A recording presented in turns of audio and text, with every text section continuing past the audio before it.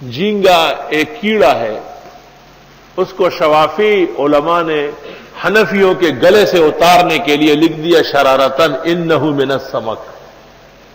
یہ اول ضمیری شافی نے لکھ دیا، اس کا حال علماء جانتے ہیں. وہاں سے مولانا عبدالحی نے بغیر تحقیق کے نقل کیا. لیکن فقی الہند اور ولی الہند اور محدث الہند مولانا رشید احمد گنگوئی رحمت اللہ علیہ نے فتاوی رشیدیہ میں لکھا ہے کہ جھینگا غیر ماہی حشرات الارض میں سے ہے اور اس کا استعمال ناجائز اور حرام ہے. اچھی طرح نوٹ کرو. بعض لوگ کہتے ہیں اوہ حرام کا لفظ نہیں، حرام گنگوئی صاحب نے لکھا ہے. تم کون ہوتے ہو؟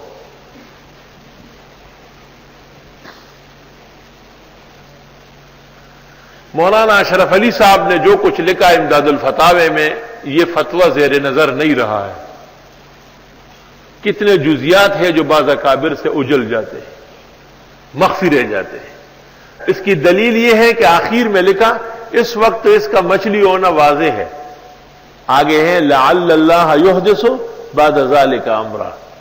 ایک بنگالی مفتی نے جو فتاوی جمع کیا ہے اس میں مولانا اشرف علی صاحب کی یہ عبارت تو نقل کی، لیکن لعل اللہ یحدث بعد ذلک امرا کو جھینگے کی ٹانگ سمجھ کر ہڑپ کر لی.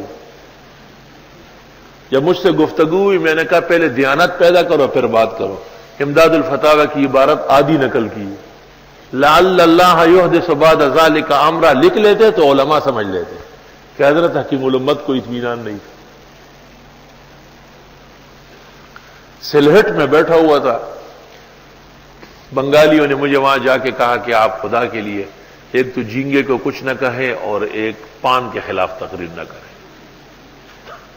بس، اور جو چاہے کریں. میں نے کہا ٹھیک. میں نے کہا مسواک پر تقریر کر سکتا ہوں؟ جی مسواک تو سنت ہے. جب مسواک پر تقریر ہو گئی تو پان کی جڑیں کٹ گئی. میں نے کہا مسواک کا معنی کیا ہے؟ کہ ہر وقت منہ صاف، اور جو پان کھاتے ہیں ان کا منہ تو ہر وقت لکڑ ککڑ ہوتا ہے. مسواک والے پیغمبر کی امت کی شان کے لائق نہیں ہے کہ ہر وقت جو ہے نا پتے چبا رہا ہے. اور فقہا لکھتے عقل فی الطریق مروت کے خلاف ہے. جو راستے میں چلتے ہوئے کھا رہا ہوں مردود الشہادت ہے، پانخور کی شہادت نہیں چلے گی. خیر بڑی لمبی تقریر تھی، 3 گھنٹے کی. 2.5 گھنٹے مسواک بیان ہوئی، اخیر میں آدھے گھنٹے میں پھر اس کی خبر لے لی. تو وہ تو مسواک کے مسئلے میں سب آ جاتا ہے. جب بھی آپ پان یا سگریٹ بیڑی نسوار کے خلاف تقریر کریں تو شروع مسواک سے کریں، نتیجہ وہی نکلے گا.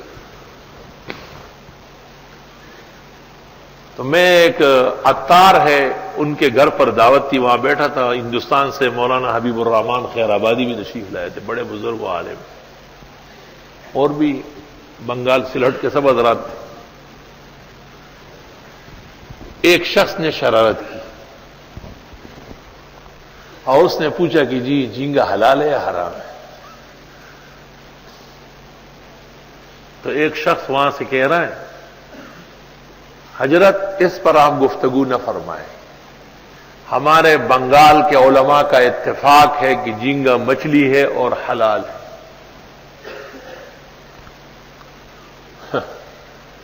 میں نے کہا کہ اب تو کلام لازم اور فرض ہو گیا. میں نے کہا پہلی بات آپ سے یہ پوچھتا ہوں کہ یہ اتفاق علماء بنگلہ دیش کا کس سن اور کس زمانے میں ہوا ہے، اور ان متفقین کا نام و نشان کوئی ہے دنیا میں؟ میں نے کہا اس سلہٹ کے عالم مولانا اطہر علی سلہٹی کو جانتے ہو؟ اس نے کہا جی سب کے بڑے تھے.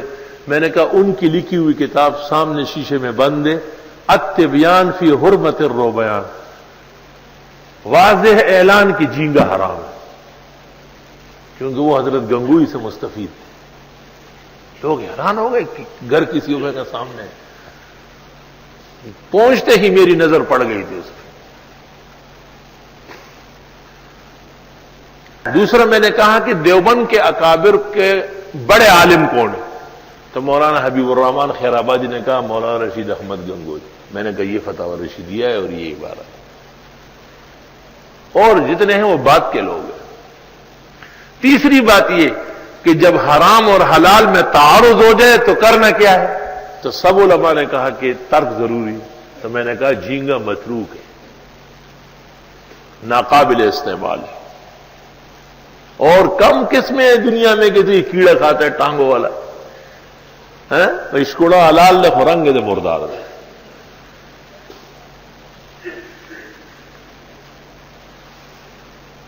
چنانچہ حضرت مولانا حبیب الرحمان صاحب قاضی بازار والے، انہوں نے فرمایا کہ میرے والد مولانا محمود نے ہم کو جو وصیت کی ہے وہ یہ ہے کہ بیٹے جھینگا نہ کھانا. کہ بنگالی عالم ہے. ان کے چھوٹے بھائی مولانا عتیق الرحمان نے کہا کہ اس سلہٹ میں شیخ الاسلام حضرت مدنی ایسے دسترخوان پر شریک نہیں ہوتے تھے جس میں جھینگا ہوتا تھا. جھینگا اٹھایا جاتا پھر حضرت مدنی بیٹھتے، ورنہ نہیں بیٹھتے. تقویٰ کا تقاضا ہے کہ ایسی چیزوں کو ترک کر لے جن سے مروت بھی متاثر ہو، ایسی چیزوں کا استعمال چھوڑ دے جس سے اندیشہ ہو کہ آپ حرام کے مرتکب ہو رہے ہیں. اور میں اپنے مقام پر انشاءاللہ اس کے دلائل عرض کروں گا. یہ تو ایک مثال کے طور پہ عرض کیا ہے.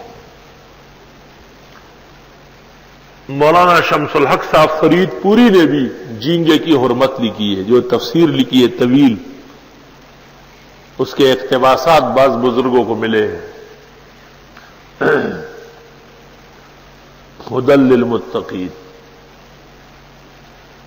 التقوی لغتاً الصیانت. لغت کے اندر تو تقوی کے معنی ہیں بچت، بچنا. وشرعاً صیانت المرء نفسہ اما یضرہ فی الآخرہ. وشرعاً شریعت میں تقوی کس کو کہتے ہیں؟ صیانت المرء نفسہ اما یضرہ فی الآخرہ. ایک آدمی کا اپنے آپ کو ایسی چیزوں سے بچانا جو آخرت کے لیے مضر ہے. ومراتب التقوی متعددہ. کئی درجے ہیں. لتعدد مراتب الضرر، کیونکہ ضرر کئی قسم کا ہے. فاولاها التوقی عن الشرک. تقوی کا پہلا اور اعلیٰ درجہ شرک سے بچنا. جھینگا ایک کیڑا ہے، اس کو شوافی علماء نے حنفیوں کے گلے سے اتارنے کے لیے لکھ دیا شرارتن انہ من السمک. یہ اول ضمیری شافی نے لکھ دیا. اس کا حال علماء جانتے ہیں. وہاں سے مولانا عبدالحی نے بغیر تحقیق کے نقل کیا. لیکن فقی الہند اور ولی الہند اور محدث الہند مولانا رشید احمد گنگوئی رحمت اللہ علیہ نے فتاوی رشیدیہ میں لکھا ہے کہ جھینگا غیر ماہی حشرات الارض میں سے ہے اور اس کا استعمال ناجائز اور حرام ہے. اچھی طرح نوٹ کرو. بعض لوگ کہتے ہیں حرام کا لفظ نہیں، حرام گنگوئی صاحب نے لکھا ہے. تم کون ہوتے ہو؟